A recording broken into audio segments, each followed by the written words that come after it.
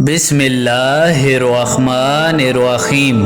शुरू अल्लाह तबारक व ताला के नाम से जो बड़ा मेहरबान और निहायत रहम करने वाला है।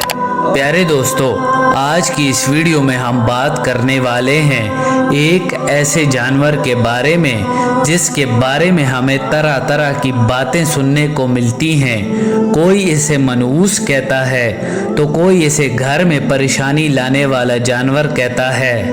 प्यारे दोस्तों, आज हम बात करने वाले हैं उल्लू के बारे में और आज की इस वीडियो में हम आपको उल्लू की पूरी हकीकत बताने वाले हैं और ये बताने वाले हैं कि ये परिंदा हमेशा वीरानों में ही क्यों रहता है और ये परिंदा हमेशा उदास उदास सा क्यों रहता है। जब आप इसकी हकीकत सुनेंगे तो आपके होश उड़ जाएंगे, लिहाजा आप इस वीडियो को आखिर तक ज़रूर देखिएगा।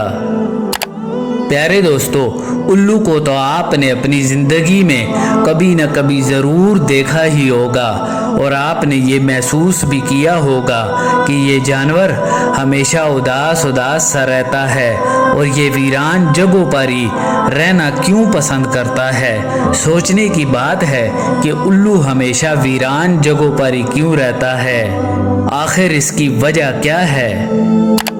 प्यारे दोस्तों, एक मर्तबा एक शख्स हज़रत इमाम जाफ़र सादिक अलैहिस्सलाम की खिदमत में हाजिर हुआ और अर्ज़ करने लगा, ए इमाम जाफ़र सादिक, आप मुझे बताइए कि ये जो उल्लू परिंदा है वो हमेशा वीरान जगहों पर ही क्यों रहता है और ये परिंदा हमेशा उदास क्यों रहता है। जब हज़रत इमाम जाफ़र सादिक अलैहिस्सलाम ने ये सुना तो आप फरमाने लगे, ए शख्स, इस परिंदे को जैसा तुम आज देख रहे हो ये परिंदा हमेशा ऐसा नहीं था। ये उल्लू पहले वीरान जगहों पर नहीं रहता था और ना ही ये उदास रहता था। इसके साथ एक वाक़िया पेश आया है, उसके बाद से ये परिंदा ऐसा हो गया है। ये सुनकर वो शख्स अर्ज़ करने लगा, या हज़रत, कैसा वाक़िया, क्या हुआ है इस परिंदे के साथ।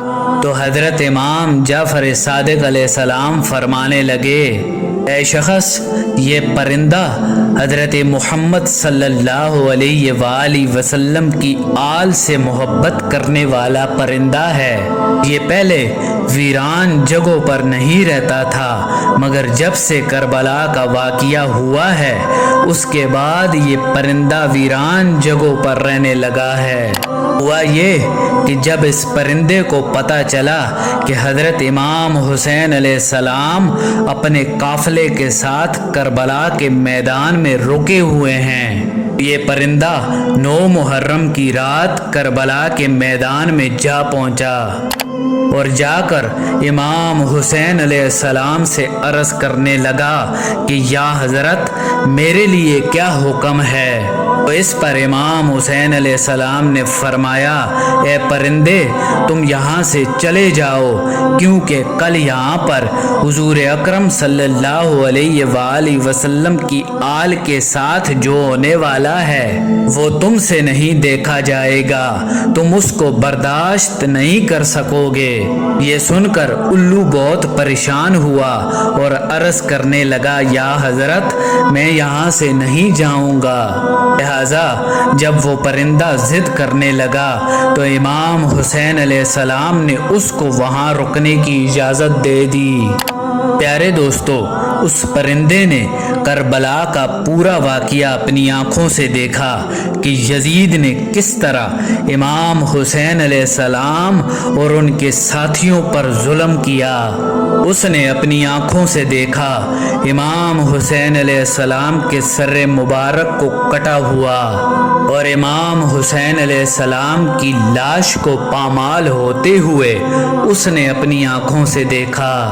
और ये जुल्म देखने के बाद इस परिंदे के दिल में इंसानों के लिए नफरत बैठ गई और इंसानों पर से इसका भरोसा उठ गया। तभी से ये परिंदा इंसानों से दूर ऐसी जगहों पर रहने लगा जहाँ पर इंसानों की परछाई भी न पहुँच सके। اور یہ پرندہ حضور اکرم صلی اللہ علیہ وآلہ وسلم کی آل اولاد سے نہایت ہی عقیدت و محبت رکھنے والا پرندہ ہے۔